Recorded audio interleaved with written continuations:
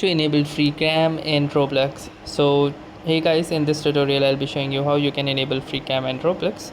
So simply launch your Roblox application, and once your Roblox application launches up, you need to search for catalog avatar creator.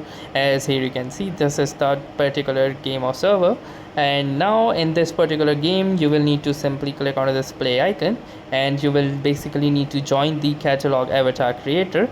And the moment you join the catalog avatar creator, you will be able to use the cam. So let me demonstrate that as well, that how you can use the free cam once you are within the game.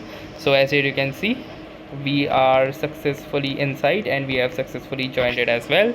So now you will need to click onto these three icons present at the top. So once you will simply click onto this three lines, you will see this option that says free cam. So simply choose this free cam option, and now you can see that the free cam has been successfully enabled, and then using it you can navigate to different places within the particular setting of this game.